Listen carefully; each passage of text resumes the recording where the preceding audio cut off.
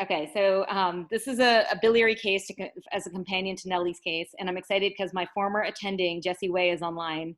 So Jessie, you want to tell any Okay, this patient has undergone a cholecystectomy. It's now 3 months later. They have a surgical drain in place, and they're putting out 300 cc's of bile per day.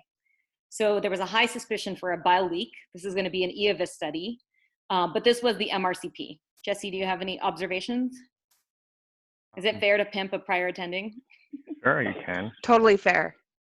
Not fair. Well, there seems to be an absence of something in between at the origin of the right, there's an aberrant right hepatic duct, probably, and I see an absence of anything communicating to the rest of the biliary tree there. So I wonder if there's an injury there. Awesome. So as Jessie pointed out, we see the right posterior duct, and it just stops right here. So the anterior duct is joining the left duct normally, becoming the common hepatic duct. It's going down. We see the cystic duct remnant. We see a gap here, and then we see this obstructed right posterior duct, which doesn't look like it's going in its normal configuration towards the anterior duct here. So we have an aberrant right posterior duct. It looks obstructed. There's a bunch of, there's like absence of something here. So this is artifact from clips. And then we also have this little thing here, which might become relevant later. But basically, we thought that there was an aberrant duct that was both obstructed and possibly also leaking, given that also after 4 months later, she's still pouring out 300 cc's per day. Sorry, I missed it. What was the original surgery? It was a cholecystectomy. Okay. And they put a surgical drain in place, and then there was a bile leak. And then they did an ERCP, and they didn't see anything. They saw a normal biliary tree and cystic duct remnant. And actually, this relates to something in one of your slides, Nellie, where you said that ERCP can be limited if there's aberrant posterior right duct. Yep. So this was the T2, just to show you that there was a dilated posterior duct. The rest of the ducts look normally, and it abruptly truncates right here. The other, the anterior and the left duct join together kind of further up, and it kind of abruptly terminates right there. Aarti, do you know if there was a surgical clip sign? Which is the thing that the surgeons say if you see more than 4 clips, something went wrong at the surgery. Oh, yeah, so there actually was. There was 5 clips.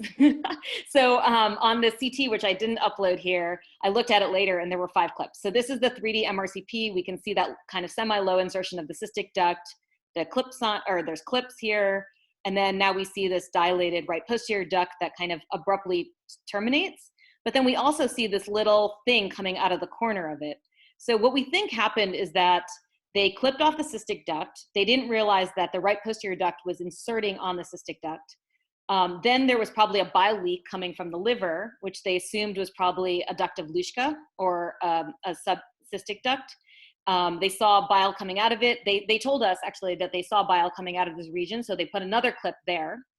So, and then the bile leak stopped. It didn't look very big, but then post-op, the drain was still putting out bile.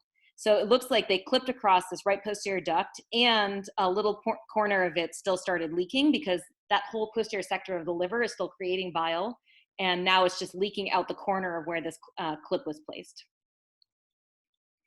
And I have one more sequence, which, I have 2 more sequences. The arterial phase, you can see that there's perfusion abnormality in the posterior lobe where there's those dilated ducts. This is the dilated duct going to the clip right there. There's fluid in the fossa. There's not so much fluid, but it's because we have that drain in place. And then we did an EOVIS study, and we took it out to 110 minutes.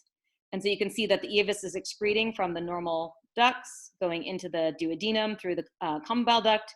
We don't see anything coming out of that dilated posterior duct.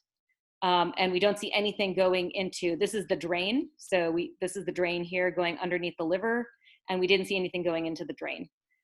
So, we were tempted to say, initially, if you just saw this, you might say, well, I don't see evidence of a bile leak, but clinically we know there's a bile leak there.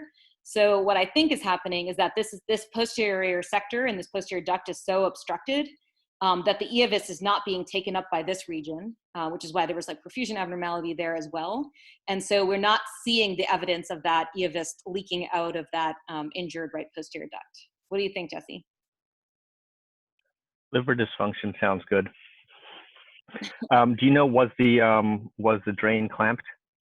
No, the drain was not clamped. So, but actually, like, I mean, it would have been nice. Do you think that, like, I mean, if there was even a drop of EVIST, we would have seen it in this drain or in the. Oh, you mean I would increase the think pressure in the so. collection? Yeah, I mean, it's always possible that it gets sucked up a little bit further. And I don't know, I wouldn't expect there to be susceptibility there, but it's always hard to tell. Yeah, that's a really good idea. We should have clamped the drain. We also have somebody chatting in. HIDA scan.